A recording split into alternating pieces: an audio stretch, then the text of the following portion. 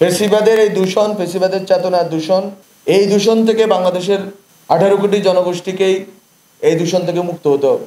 আমাদের যে প্রজন্ম, এই প্রজন্ম গত কয়েক মাসে বোধহয় রাতে ঘুমাতে পারে না। আমরা সবসময় প্রতিটা রাতে আমরা একটা দুশ্চিন্তাগ্রস্ত অবস্থায় পার করেছি। সেই জুলাই মাসে যে অবস্থা আমাদের শুরু হয়েছিল, আমাদের মানসিক যে যাতনা ছিল, সেই যাতনাটা এখনো অনেক তরুণের মনে এখনো আছে, এটা সঞ্চারিত আছে এবং তারা ওই যাতনার মধ্যে বসবাস করতেছে। উনি শুধু বাংলাদেশের রাষ্ট্রযন্ত্র, প্রশাসন যন্ত্র অথবা এই যে রাষ্ট্রের প্রতিষ্ঠানকে ধ্বংস করেন, উনি বাংলাদেশের জনগণ, ব্যক্তি মানুষকে পর্যন্ত দূষিত করে রেখে গেছেন, করাপ্টেড করে রেখে গেছেন, কন্টামিনেটেড করে রেখে গেছেন। ফলত এই জাতিকে উদ্ধারের প্রকল্প একটা বড় সড়ো প্রকল্প, এটা শুধু নির্বাচন সংস্কার বা কয়েকটা প্রতিষ্ঠানের সংস্কার দিয়ে হবে না, বরং এই জাতিকে যদি আবার জেগে উঠতে হয়, তরুণরা যেভাবে জেগে উঠেছে, এই তরুণদেরকেই তো শেখ হাসিনা তার আদর্শিক যেই পাঠশালায় ভর্তি করতে চেয়েছিল, পাঠশালায় ভর্তি করে তাদের মাথা ব্রেইন ওয়াশ করে শেখ মুজিবের বন্দনা, শেখ হাসিনার বন্দনা, এসবের মধ্যে দিয়ে একটা প্রজন্ম, কয়েকটা প্রজন্মকে তৈরি করে 2041 সাল পর্যন্ত ক্ষমতা স্থায়ী করা তাদের পরিকল্পনা ছিল।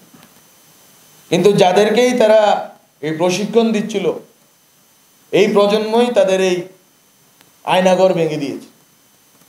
এই প্রজন্ম তাদের সেই দম্ভ, সেই এক পরিবার এক দল কেন্দ্রিক যে বাংলাদেশ, সেই প্রকল্প ভেঙে দিয়েছে। এবং আমাদের ব্যক্তি মানুষ এবং প্রতিষ্ঠানের ভেতরে ফেসিবাদের যে চেতনা, ফেসিবাদের যে অবশিষ্ট রয়ে গেছে, এগুলোকে উৎখাত করা আমাদের জন্য খুবই খুবই জরুরি। আমরা একটা অভ্যুত্থান পর্ব পার করে এসেছি।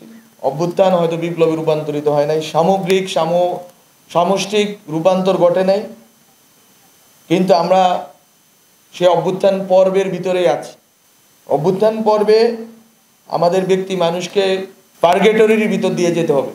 শেখ হাসিনা যেই মানুষটা তৈরি করতে চেয়েছেন, তরুণরা তাদের রক্ত দিয়ে, তাদের মাঠে লড়াইয়ের ভিতর দিয়ে সেই তাদের যেই দূষণ, তাদের যে আত্মার ভিতরে যে দূষণ শেখ হাসিনা তৈরি করেছিলেন, শেখ মুজিব শেখ হাসিনার মানে চেতনাকে ইনস্টল করে, সেই দূষণ থেকে আমাদের তরুণ সমাজ মুক্ত হয়েছে। এই দূষণ থেকে বাংলাদেশের 18 কোটি জনগোষ্ঠীকেই এই দূষণ থেকে মুক্ত হতে হবে।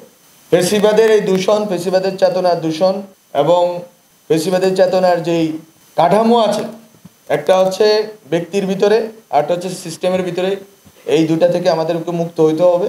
এবং আমাদেরকে একটি সমৃদ্ধ স্বনির্ভর বাংলাদেশ গড়তে হলে আমাদেরকে প্রথমেই অবশ্যই শহীদ এবং আহতদের যেই চেতনা, যেই তাদের যে স্পিরিট ছিল, তাদের মাঠে যে লড়াকু মানসিকতার ভিতর দিয়ে তারা যেটা এস্টাবলিশ করতে চেয়েছিল, একটা নতুন রাজনৈতিক বন্দোবস্তের মাধ্যমে একটা নতুন বাংলাদেশ গড়ে তোলা, সেটার প্রাথমিক পদক্ষেপ অবশ্যই বিচার, অবশ্যই প্রতিষ্ঠানের সংস্কার, কিন্তু বৃহত্তর লক্ষ্য হচ্ছে এই বাংলাদেশের প্রতিষ্ঠান, সমাজ এবং ব্যক্তি সবগুলোর আমূল পরিবর্তন।